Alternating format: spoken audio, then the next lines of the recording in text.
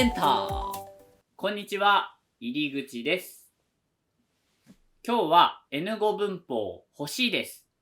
何々が欲しいです。これは希望や欲求を表す表現です。ただ、この文法、ちょっと子供っぽいので注意してください。会社では使えないかも。何々が欲しいです。タメ口だと何々が欲しい。これは名詞が欲しいです。名詞が欲しい。欲求、希望を表す簡単な表現です。第8課でやった何々たいです。何々したいです。これも希望や欲求を表す表現なので、意味はほとんど一緒です。こっちは動詞に使えます。行きたい、したい、タイに行きたい。iPhone が欲しい。iPhone を買いたい。この違いって皆さんわかりますか？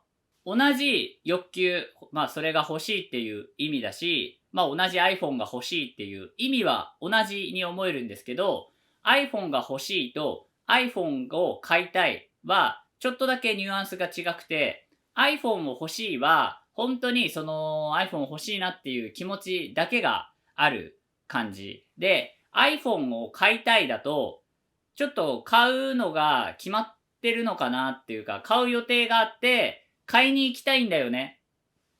時間があれば早く iPhone 買いに行って手に入れたいんだよねっていう、ちょっと買いたいの方が買うことが決まってるのかなっていうニュアンスがあります。欲しいの方がシンプルな欲求。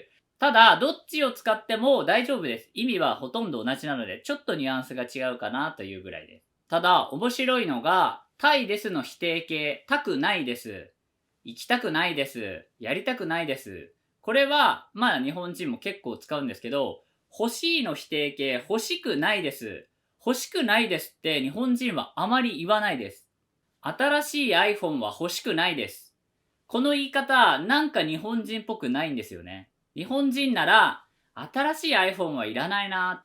俺 iPhone 15持ってるから iPhone 16別にいらないな。欲しくないなって言わないですね。なので否定形の時、欲しいですを否定する時は欲しくないですよりもいらないとか必要ない。俺 iPhone 15持ってるから16は必要ないな。質問の時もちょっと注意です。あなたは何が欲しい？あなたは何が欲しいですか？この質問の仕方はちょっと変です。日本人は使いません。日本人なら、なんか欲しいものある？なんか欲しいものありますか？こっちを使います。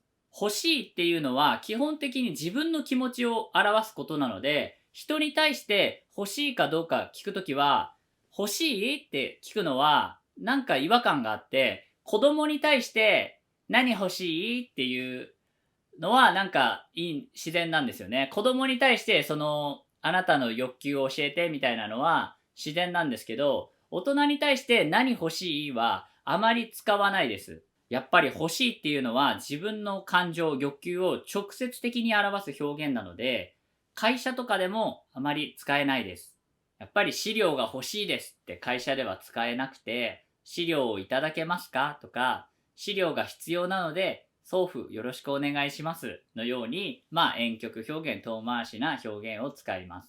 この N5 文法欲しい、欲しいですはすごく簡単で使いやすい表現なんですけど、やっぱり日本人にとってはちょっと直接的すぎて、子供っぽい、わがままな感じがするので、使い方は気をつけましょう。それでは、欲しいを日本人らしくちょっと遠回しな婉曲表現に言い換えた例文を挙げていくので、ぜひシャドーイングして一緒に練習しましょう。それでは例文スタート。新しい iPhone 欲しいんだけど、ちょっと高すぎるよね。ぬいぐるみはいらないかな。なんか欲しいものある？なんか必要なものある？じゃあコーヒーいただけますか？新型スイッチか。ちょっと欲しいけど迷うな。はい、ということで、こんな感じで、欲しいけどなーとか、欲しいを使うときも、ちょっと語尾でニュアンスを軽くして、直接的すぎない遠回しな表現をするのが日本人らしい言い方です。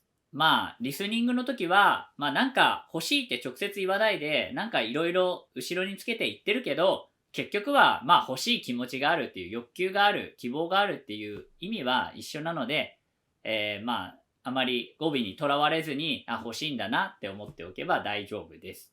はい、今日のまとめ。欲しいですはシンプルで使いやすいんですけど、欲しいっていうのがちょっと直接的すぎて、日本人の大人はあまり使わないです。否定形の欲しくない、質問の欲しいもあまり日本人の大人は使わないので注意してください。はい、今日の授業はここまでです。入り口でした。エンター。